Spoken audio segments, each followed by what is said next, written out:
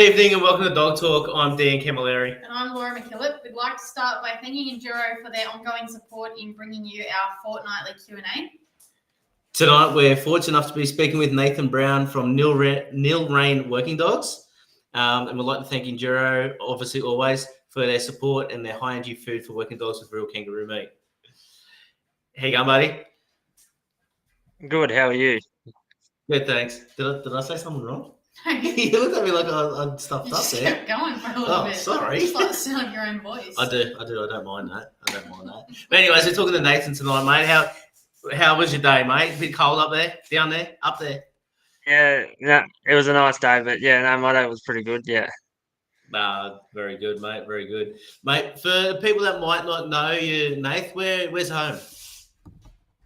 Walbrook, so that's near Walker, and if you don't know where Walker is, it's near between Armidale and Tamworth. Yeah. How long you been there, mate? Pretty well all my life. I was born at Wingham, and I moved up here when I was about 4. Yep. So Wingham's around that Newcastle area, yeah? Tiring. Yeah, pretty much, yeah. All right, beautiful. And what do you do? Yeah. What do you do there, mate?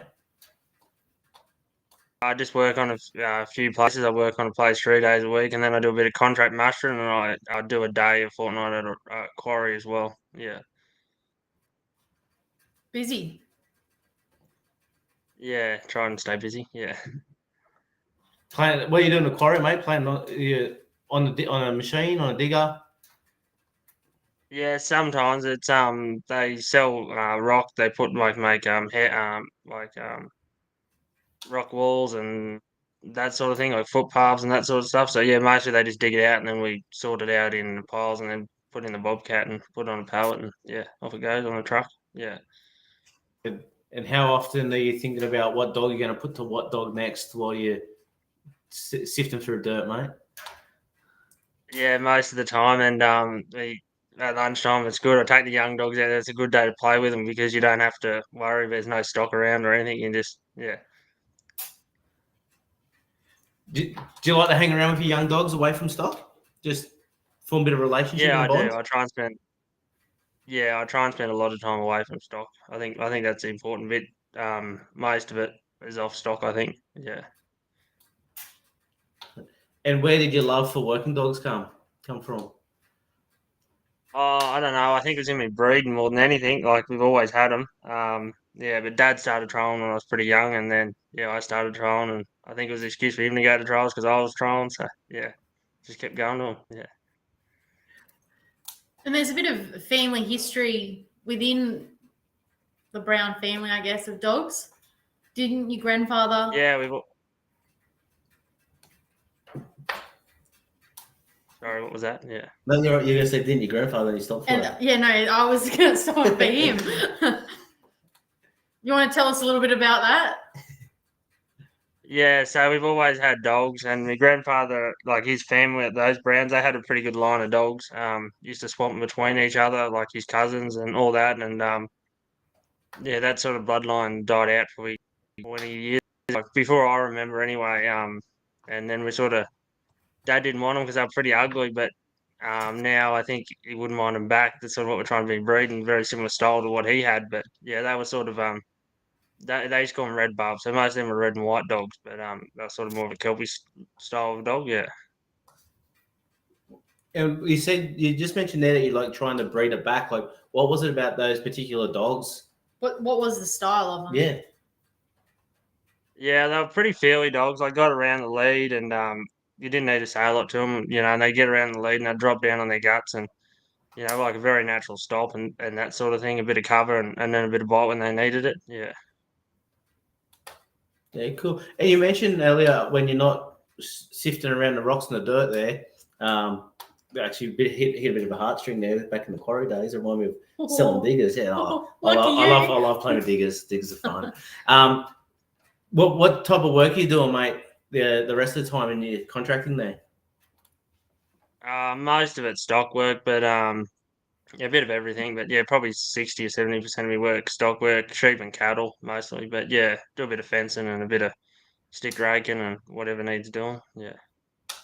No, beautiful. Do you remember your first dog? Yeah, I do. His name was Nathan. He was a big black crossbred dog, and yeah, Did you say so his name he was was pretty good to Nathan? me. I started Sorry. Nathan.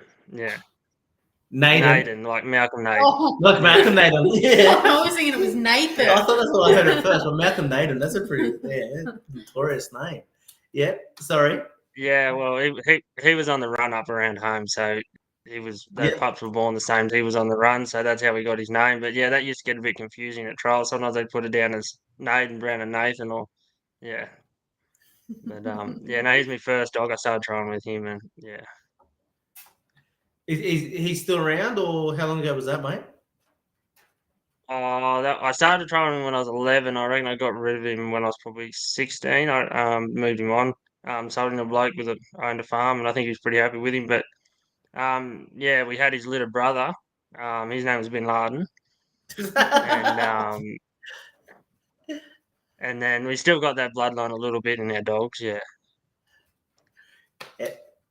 How do you go rocking up to trials yelling out Bin Laden? Well, yeah, he was pretty well known. Yeah, yeah. We had another sister. Her name was Oprah, but yeah. We have one extend to the other. Yeah. No, that's Yeah. cool. We just named our dogs what's on the news at the time, and they were all on the run and on the news, so that's what we named them. So how many Bidens and Trumps do you have at the moment? None at the moment, but we're going to get one soon. Yeah. No, beautiful. So what is your preferred style, mate? I know you said you're trying to get that IE Feely stuff back in. Is that for work, or is that more so for just something you like? What type of what's a dog got to have in it for you to like it? They got to have bite, but I like I don't really know what style. I don't think I have a particular style as much, but I like a sheepdog, like a paddock sheepdog that bites. If I could breed that, I'd be pretty happy. Yeah. Bit of cover and a bit of feel, and then yeah, when it comes to the punch, to really get into it and give it to them. But yeah, And has that been something that you've always looked for, or has that style changed over time? no, I think we've always looked for it. We probably went, like we went probably a bit cheapy to start with when we first started trialing. And they got a bit soft, so then we went probably a bit extreme to put that bite in them, and then we've probably Nelly got the medium type of dog now. I think, yeah. And you're using the same dogs for work that you are. You mentioned trialing there as well. I'm assuming you're using the same dogs. Yeah, yeah, yeah. They're in the ute every day. Same dogs. Yeah.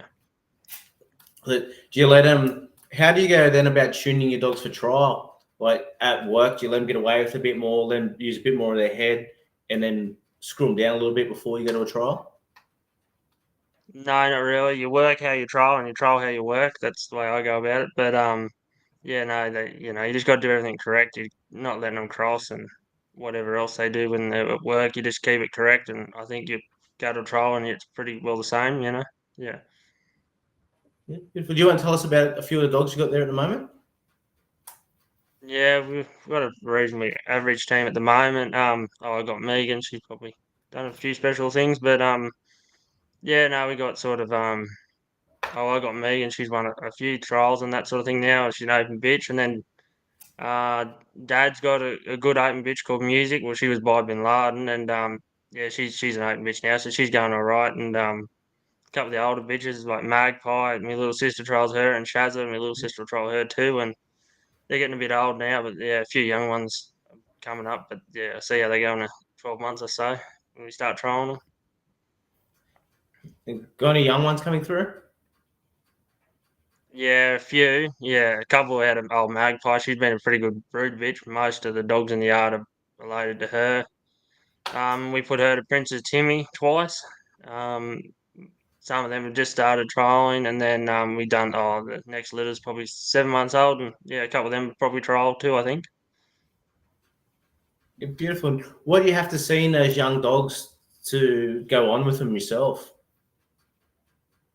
Um, Most of what I look for in a young dog is how they are in the camp. If they're quiet in the cage and not excited, jumping around, cleaning the cage, all those sort of things. They're the big things for me when they're young, and then yeah, how they feel their stock. If they got a bit of cover and a bit of bite, but that all comes later. I'm pretty strict on them in the cage, how they behave, and yeah, I think a lot of that's genetic. Yeah, absolutely. Like you mentioned there about like playing with your young dogs at lunchtime. Like when you've got a litter of pups around, are you doing that, and that's how you're picking your own pups, or how do you start to identify which ones you think are going to suit you? Yeah, well, I don't do much with the little pups because I've got little sisters, so she sort of does all that. She's at the right age for that. But yeah, I just generally try and pick the biggest bitch out of the litter is what I pick, as long as they've got good markings and well built and that sort of stuff. But yeah, generally the biggest bitches is how I pick it. Why the biggest?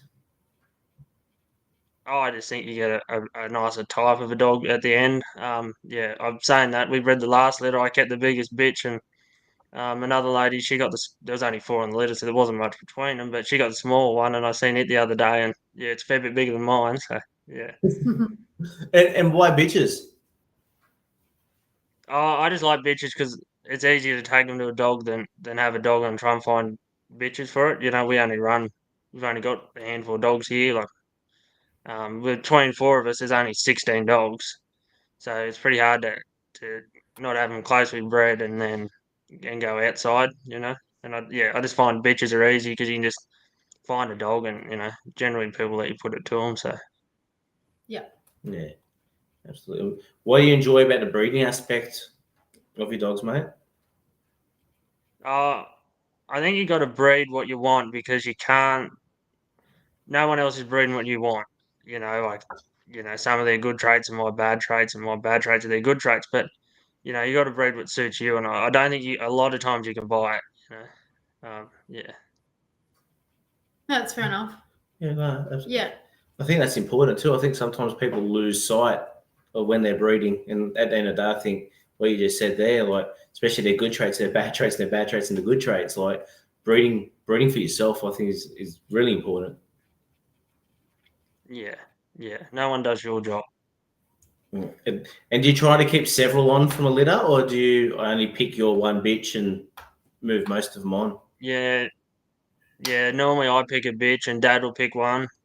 He's meant to pick bitches, but the last couple of times he's picked dogs. But and then me little sister sometimes she'll pick one, and then we sort of get them up to see how they go. And if we're happy with them, we get them to about 12 months, 2 year old. Then we sort of move one of them on, and as a going dog, and yeah, just so because you can't keep them all, and yeah.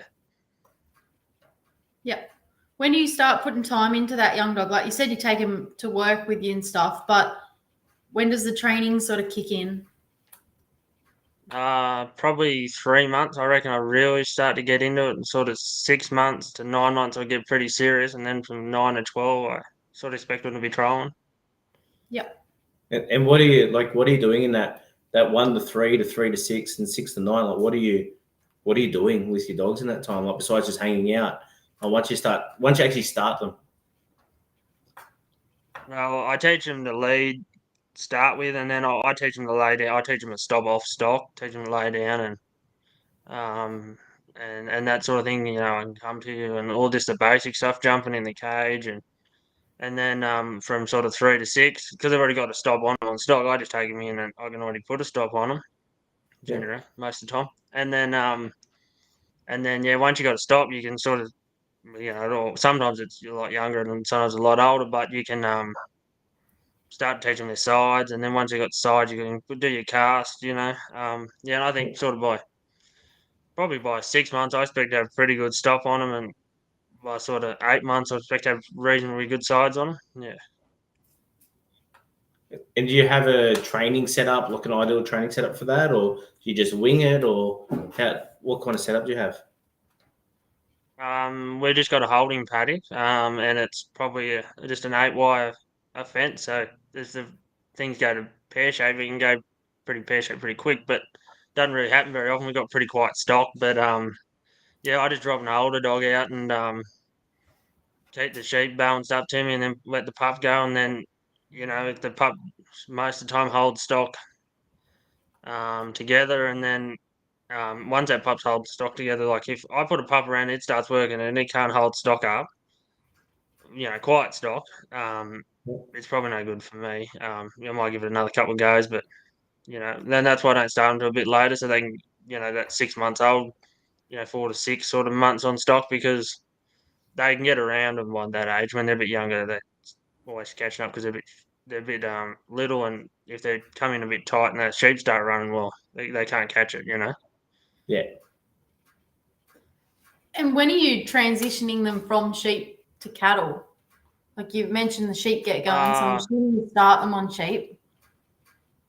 Yeah, sheep or ducks, and then sometimes cattle. Depends. I've started a puppy the other day on cattle, just because there's no sheep around at the moment. But yeah, probably 8 months is sort of when I chuck them on cattle. Yeah, they're pretty quiet, so they don't get hurt or anything.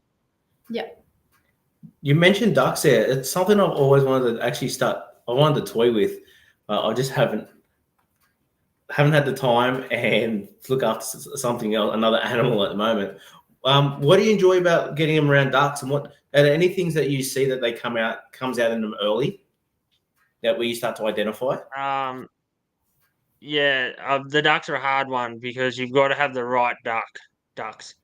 Because if you get like a cross, like I use Indian runners, but if you get more of a crossbred duck, they start running around and then they'll lay down and then they start flapping around and then the pup will get into it, and that's not good. But you need that good purebred duck, which is a bit hard to find up our way. And then yeah, you get a feely pup, I reckon. And then you can teach them to feel their stock pretty well. And I like putting the older dogs on ducks. Some dogs don't like working ducks. They're just like, oh, do I have to do this? But other ones love it. But yeah, if a pup's running in and trying to bite ducks and that, I don't get up and for it. I just take them on either sheep or cattle, and most of the time that they sort themselves out. Yeah, especially on cattle, they want to start running and biting. But yeah, But I guess I they're like the pretty ducks for quick. the older dogs, the trial dogs. Yeah.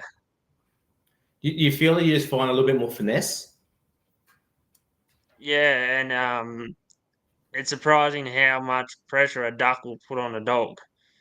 Like if they're a little bit short on one side, they're not going to stop. They'll just keep putting that weight on that dog until that dog's got to get there or they get where they want to go.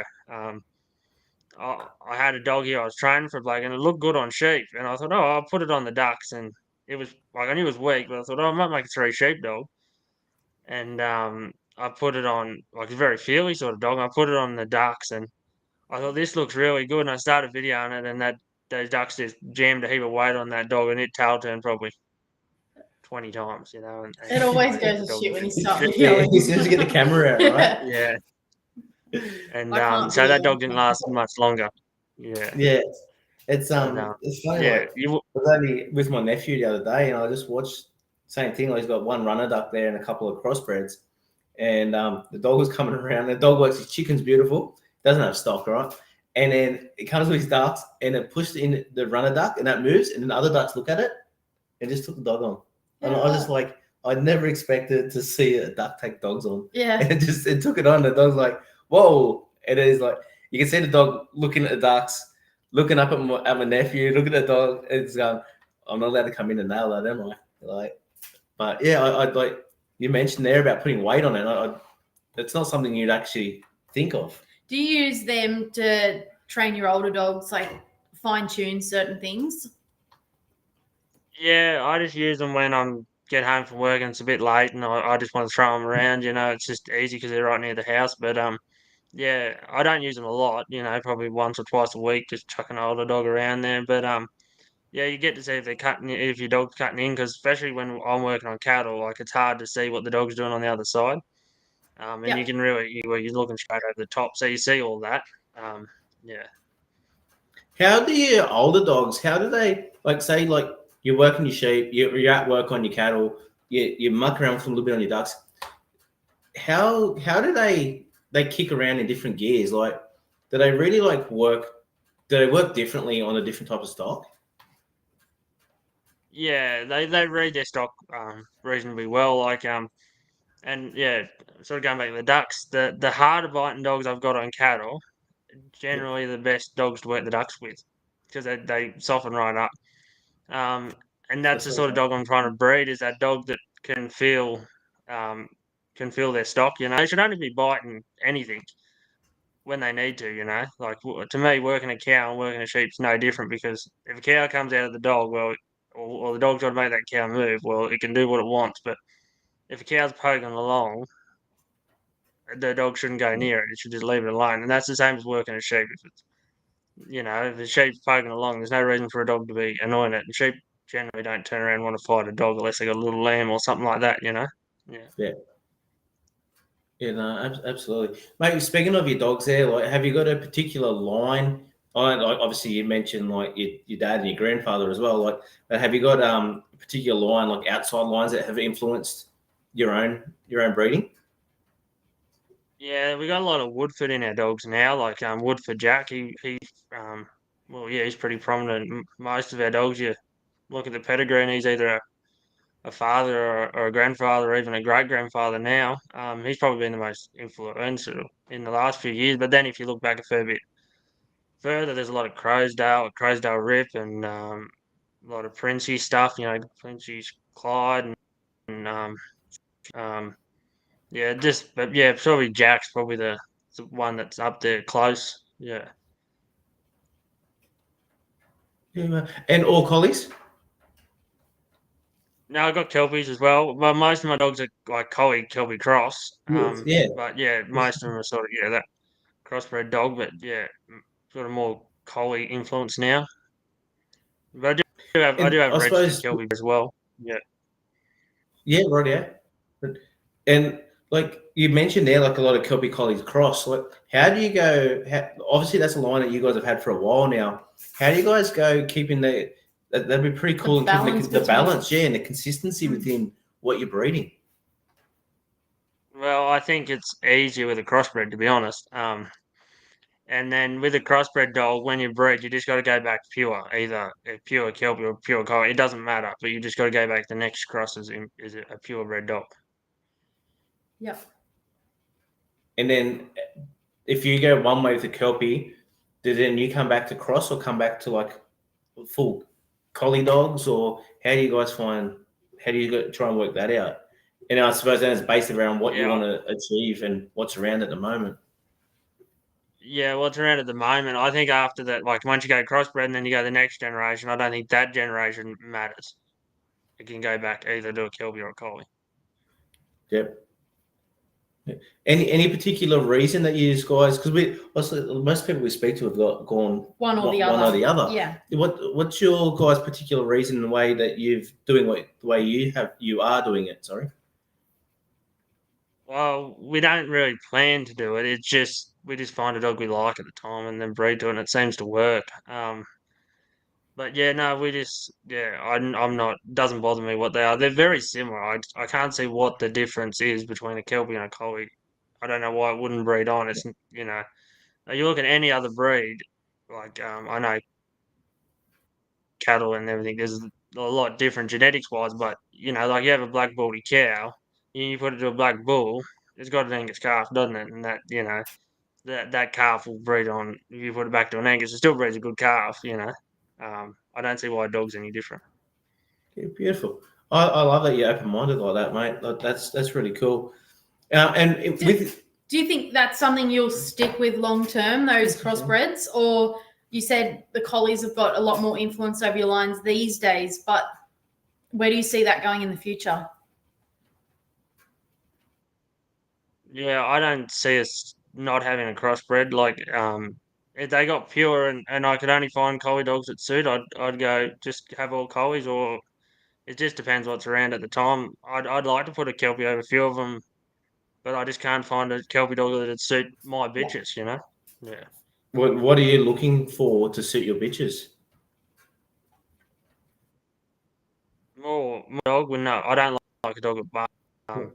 There's more of a paddock dog without bark. Well, I think most Kelpies are yardie that bark now. I'm not saying that they're not out there and people don't have them, but yeah. Yeah, no, absolutely. That's cool. And like, obviously, if you look for something that's not barking, look for something for a bit of natural, more strength, more walk up. How are you identifying those pups for yourself when you're breeding them? Y- yeah, well, we just sort of just try and find that dog that doesn't have it, and then yeah, just wait until they get older, and then if they don't, they develop a bit of bark on cows or something like that, we just move them on to somebody else. You know, a lot of people don't worry about it. It's just a trait that, yeah, just keep Yeah. calling them out until you find something that suits you. Yeah. Do you like a bit of bit ability, a trainable dog as well? Yeah, yeah, they got to be trainable, and yeah, the more work they have in them, the more trainable they are because you can teach them when to go. Yeah, if you teach them like a stop on a dog, if you got a dog with a lot of go in it, it's easy to put a stop on it because you just teach them to stop, and then you say go. That's go to the stop, and they think, oh, I want to stop because then I get to go. You know. Yeah, yeah, absolutely. I was going to ask, your grandfather and your dad's obviously had a lot of influence over your dogs and what you've wanted and the path you've sort of set down. Has there been anyone else that's sort of helped you along the way that you'd say like they've really Influenced made you, yeah. made a dent in your sort of path? Yeah, heaps of people. I think it's because I started trialing so young, but yeah, there's a lot of people that helped me. But Jennifer Burrow was probably the lady who got me dog trialing. Dad was trialing, but she really kicked me off. Um, and yeah, she was a big help, especially younger.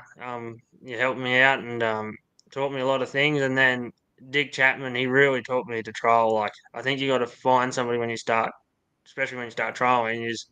You can just find somebody and you like the way that they trial. And Dick was sort of that guy I wanted to trial like him. And Robert Johnson, he helped me a fair bit. Um, yeah, and then probably crossing over the three sheep. Well, Mick Hudson's probably helped me a fair bit. Recent in the like probably the most recent bloke. But everybody's influenced me in a big way. Mm-hmm. Is there anyone that like you've never had contact with, but you know of them around or seen them, and you thought I really actually like the way that person handles their dogs or some of their ideas. You just haven't had the opportunity to like actually sit down and have a yarn with them.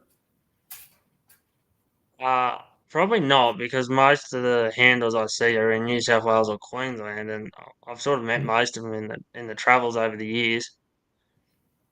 Yeah.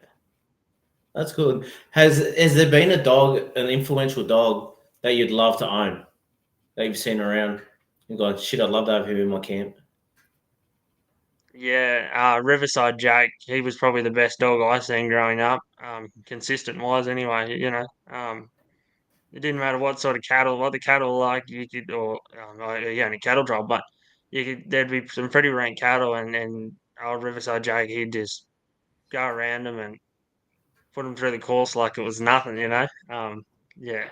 And we actually bred to him, and we had a daughter of his called Shazza, and she only ended up getting one litter out of her. She's still alive, but still trial her. But he's a young black dog I got called Winston, which I think he might be handy enough. Yeah. And obviously, Benny there, Riverside, like Woodford Jacks had a bit of an influence in his line. Is that why you kind of gravitated that way as well?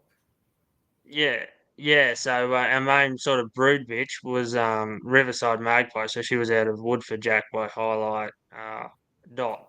So Benny Oh. had Highlight Dot and bred, yeah, Magpie. Mm-hmm. And you mentioned 11 years old, you started to trial, mate. What was the clincher? Yeah, That's pretty young.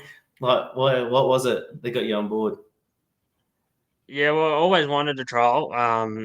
And then like Dad was going to a fair few trials, and then me and Jenny Burrell started to get along pretty well. She's I don't know how old she would have been then, but she was probably in her 60s, and I was only a little kid, and me and her sort of become pretty good mates. And she said, "Oh, well, come down to my place in the school holiday." So I went down there, and she said, "I'll bring your dog." So I brought Naden down, and Dad was just started trying him, and I worked in there all week. And she said, "Oh, he's going pretty well." And we went to Stroud Dog Trial, and she said, "Oh, you can run him." And I said, "No, no, I'm not running him." And Dad said, "Oh, he won't run him." And Jen said, "No, no, he's going to run him." So I went out there and I put my hand up and I let the cattle out. And I went to cast him and he wouldn't go. And he wouldn't cast that trial. And I thought, well, I'm going to go and trial. I'm going to go until and then yeah, I haven't stopped going to one since. That's pretty cool. Man. Yeah, yeah. What is it about the cattle trialing? That's just what we started doing, and then probably my dogs are a little bit more suited to that. And it is my favorite discipline, but I do them all. Like I've done a few 3 sheeps, and I do a handful of yard trials a year, and yeah. And what is it about the different? Why do you like doing the different stuff? Like, do you just don't want to be stuck in a box, or you're a bit more open minded about it? Like, why do the different stuff? Well, they do it all at home. They work sheep and cattle, and they work in the yards and in the paddock. So it's no different. Just trying to perfect what I do, I guess, and you see the different type of dog. Like if you just cattle trial, you're only going to see that dog that's at the trial. But if you go to a yard trial, you might see a dog that you like, or a 3 sheep trial. You know. Mm-hmm. Do you think the other styles of trialing has helped your cattle trialing? Yes, definitely. Yeah, especially the 3 sheep side of things. Like I know myself, I like a bit of cover in my dogs. They go 3/4 the way out, and it's quite good. And then that last quarter, they just cut in a little bit, and that's probably the 3 sheep's helped me a bit with that. And I need to get a bit better, but yeah, I think that if I can sort of tidy that up a fair bit, my trolling will get a bit better. Yeah. Mm-hmm. And has that helped you back at work as well? Yes, definitely. Yeah. No, that's cool. I hear another congratulations are in order as well. Dog of the year, open dog of the year. Yeah. Sure, what that was Yeah. about then. Again, yeah, luckily, yeah. Yeah, who was that with, mate? No, that was with Bucko and Yeah, Megan. right. Yeah, and that's the second time you've won it? Yeah, 2 years in a Oh row. shit, I Yeah. didn't realize that consecutive years as well. Yeah. Right. Yeah. Yeah. So how like cattle trial, like pretty new to myself, but how big of a year have you had trialing to be able to take that out? I think I did 18 cattle trials, and I think there's 16 of them were in New South Wales. So yeah, I did 16 to get the New South Wales Open Dog of the Year. So I did 16 Like trials. committed, mate. That's awesome. What else a young fella got to do in a weekend? Yeah, I think I did 25 trials.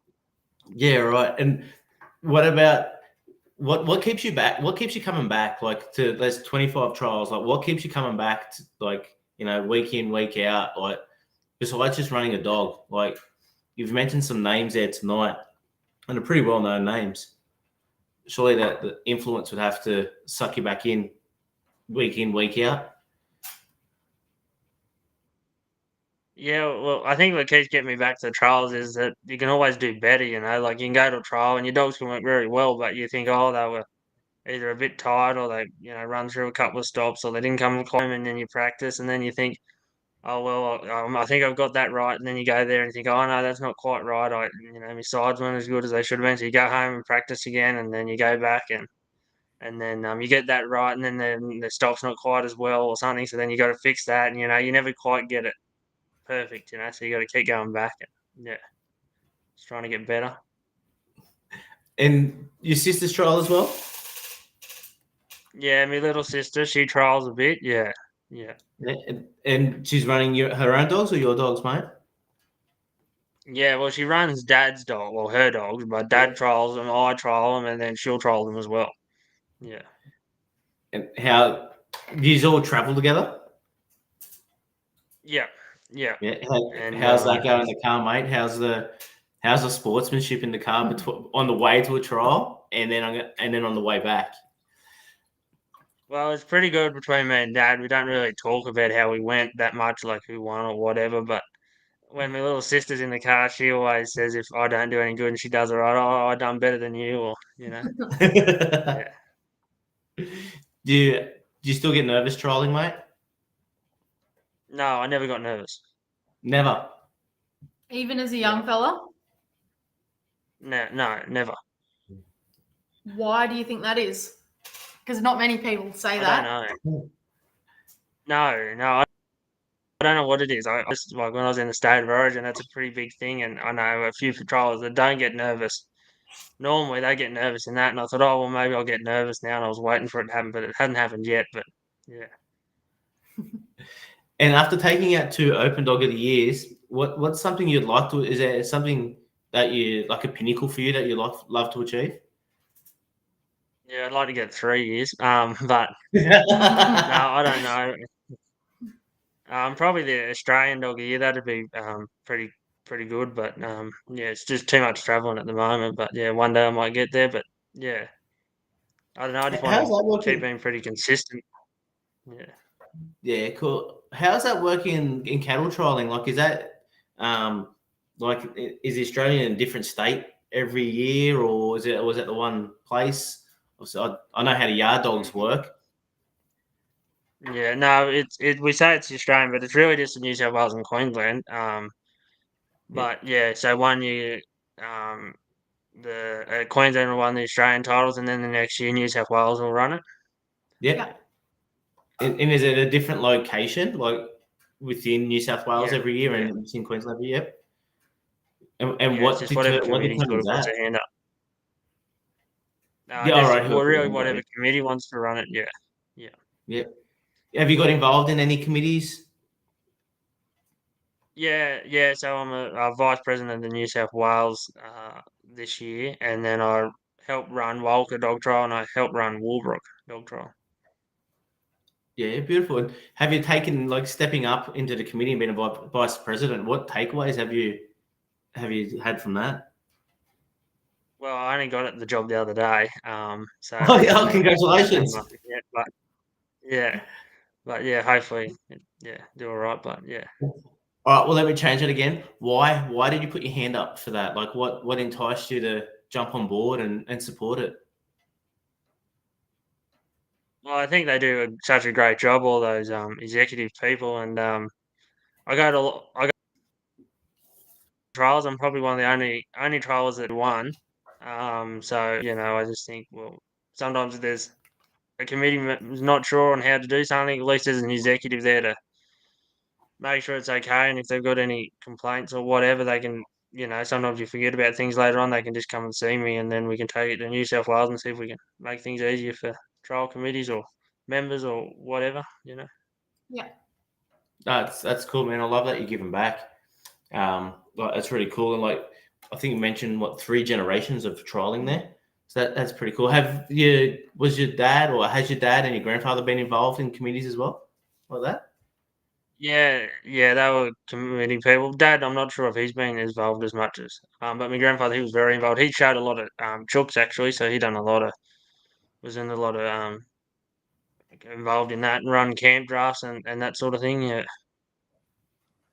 So with 3 generations, mate, one day maybe a 4th coming through. But how much pressure would there be on those children to keep in the dog circles?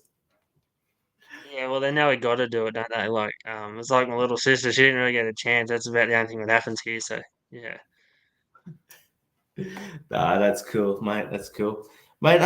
What advice would you give to someone that wanted to pursue a career in the livestock industry? Um, I'm not really sure. Just get a dog, I guess. Yeah, no, it's pretty good most of the time. Yeah. like yourself, right? Young fella having a go. Like, why do you think people keep you employed and give you work? Because I got a dog. Probably. Yeah. Do you think your attitude comes into that? Yeah, I think so. Yeah. Like, you just strike me for the kind of guy that just hooks in, right? So that's pretty cool. Yeah, I try and get things done a bit. Yeah. Nah, very cool. Is there anyone you'd like to see us have a chat with on Dog Talk? Yeah, there's a lot of people. Name and shame. Probably Lou Malloy. He's the president of New South Wales. He'd be a pretty interesting bloke to get on. And then Graham Langham. He sort of half talked me into doing this, so I got to mention him. But he's pretty interesting bloke. He's just started dog trialing and he's done a lot of different things in his life. And yeah, no, I think they'd be both pretty good people. There's a few others, but I don't think you'd get them on. But yeah. That's right, mate. You've stepped off now, mate. So now hopefully you can persuade him a bit because you stepped out there and had a crack yourself. And I know that stepping in front of the camera wasn't the first thing that you wanted to do, but I really appreciate you actually taking that step, mate. Like it's not that scary, right? Like it's just having a yarn. But it's cool because people get to learn a bit about you, a bit about the sport you're passionate about, and your dogs as well. Yeah, it wasn't too bad. Yeah. Wasn't too bad. That's right. We're not that scary. We're not that scary, but Laura's not going to let you go that easy either. As always, would you rather fight one duck the size of a horse or 20 horses the size of ducks, and why? 20 horses the size of a duck. Yeah. And why? Because it's easier for a dog to work a mob than it is one. Oh, No. beautiful. Haven't had that one Never. either. It's only taken 117 people. Yeah, that's right. Nathan, thank you very much for your time tonight, mate. Really appreciate you jumping on. I know that you normally are probably in bed about this time as well. So thanks heaps, mate. We really appreciate it. That's right. Thank you. Thank you. And to everyone listening tonight and listening back, please remember the day we stop learning from each other will be a sad day for all of us. Thank you. Thanks.